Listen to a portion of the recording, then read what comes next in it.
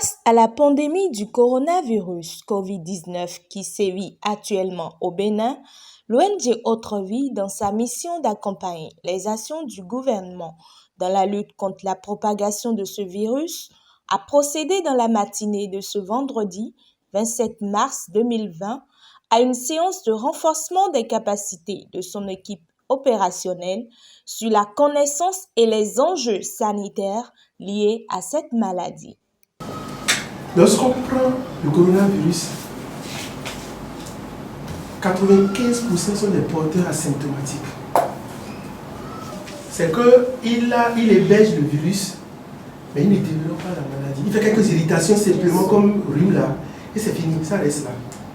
Le temps d'incubation, comme c'est de 14 jours, le temps d'incubation passe et il est le réservoir du virus. Mais en réalité, il ne développe pas la maladie. Je dis bien 95%. C'est pourquoi c'est tellement dangereux qu'en communauté, les gens vont dire, tel que je suis ici maintenant, je parle, Donatien va te dire, non, Sani n'a pas la maladie, donc il peut se rapprocher de moi, c'est dangereux.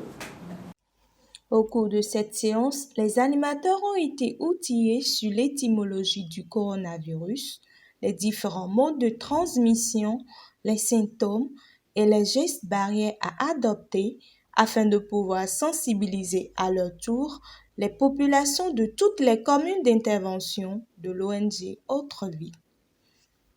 Je peux avoir quelqu'un très robuste, très en forme, pour penser que lui n'a pas. Ça veut dire quoi? J'ai le virus, le temps d'incubation est passé, je baisse le virus, je fais tout ce que je veux, je donne la main à Donatien et la personne à qui je donne,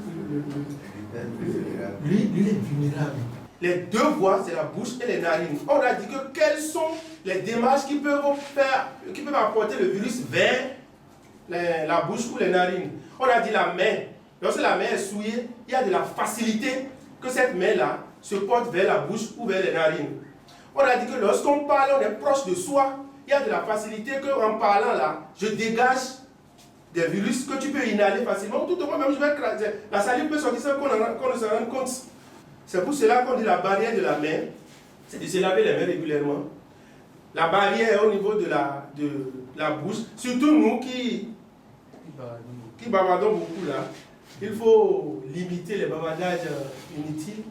De trois plutôt, il faut observer, c'est la science qui a dit, il faut observer une distance au moins d'1 mètre pour pouvoir discuter avec eux. À la suite de cette formation, une grande campagne de sensibilisation a été lancée dans les communes des Agégués, d'Actro-Mistrété, d'Avrancou, d'Ifonyi, de Sakété, de Poubet, de Kétou, d'Adjawéré et de Zayanondo à travers les visites à domicile dans le respect strict des gestes barrières pour empêcher la propagation du coronavirus COVID-19 au Bénin.